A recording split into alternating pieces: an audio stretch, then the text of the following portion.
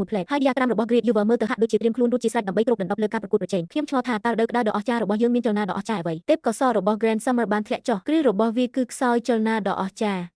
ពួកគេគ្រាន់តែរងចាំធ្វើជាមនុស្សល្ងងខ្លៅប៉ុណ្ណោះសូមក្រឡេកមើលរដ្ឋមន្ត្រីក្រសួងចំណូលរបស់ Grand Summer គាត់ដូចជាមាន់ឈើចាញ់ទាំងស្រុងអ្នកអាចប្រាប់បានថាគាត់គ្មានឱកាសឈ្នះទេរដូវក្តៅដ៏អស្ចារ្យថ្ងៃនេះគ្រាន់តែជារឿងកំ pl ែងប៉ុណ្ណោះ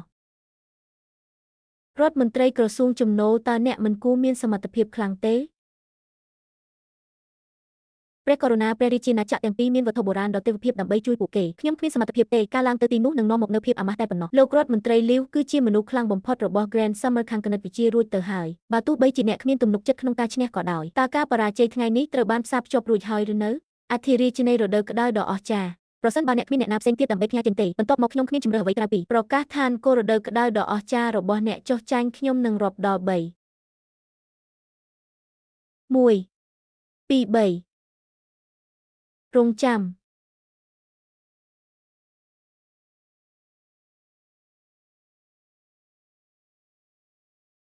ខ្ញុំទទួលបានវត្ថុបុរាណអមតៈនេះម៉ាស៊ីនគិតលេខពីអមតៈនៅ Saint-Chamond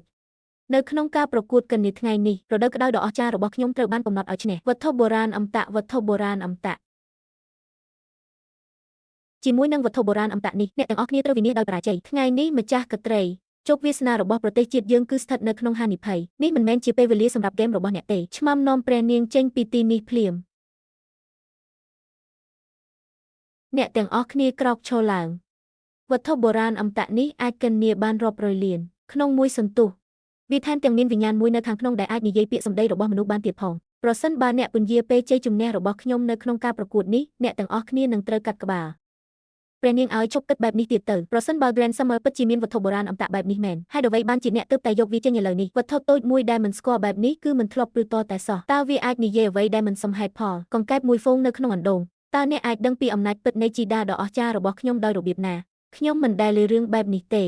លីណាតើអ្នកប្រកាសទេថាវត្ថុបុរាណអមតៈនេះនឹងដំណើរការលីណាសូមកុំធ្វេសប្រហែសអីណាប៉ាម៉ាក់កុំបារម្ភអីជាមួយនឹងវត្ថុបុរាណអមតៈនេះជ័យជំនះគឺជាអំណាចជាក់លាក់នគរមាសរបស់យើងអាបាគូសកំពូលអាចកិននាអ្វីទាំងអស់នៅលើផែនដីឥឡូវនេះគឺជាអំណាចពិតក្បួនដោះស្រាយ Hello និង Bejua របស់ Yuval ដ៏អស្ចារ្យរបស់ខ្ញុំអាចវាស់ស្ទង់សកលលោកបាននោះហើយជាអ្វីដែលពិតជាព្រះនាងដែលមិនអាចយកឈ្នះបានសូមកុំគ្រាន់តែចាប់យកវត្ថុចៃដន្យណាមួយហើយយកវាមកទីនេះដើម្បីធ្វើឲ្យរដូវក្តៅដ៏អស្ចារ្យរបស់យើងខ្មាស់អៀន Robin Howell អ្នកបង្ហាញភាពកំសាកមុនពេលសមរភូមិចាប់ផ្ដើមអ្នកគឺជាភាពអាម៉ាស់ចំពោះកិត្តិយសរបស់ Grand Summer ត្រូវហើយមហាក្សត្រីនាំយកវត្ថុបុរាណអមតៈចេញមកយ៉ាងលឿនហើយបញ្ជាក់ពីអំណាចរបស់ Grand Summerខ្ញុំគិតថាព្រះនាងគ្រាន់តែបោកប្រាស់ទេប្រសិនបើនាងពិតជាមានវត្ថុបុរាណអមតៈមែននាងនឹងបានយកវាចេញជាយូរមកហើយហេតុអ្វី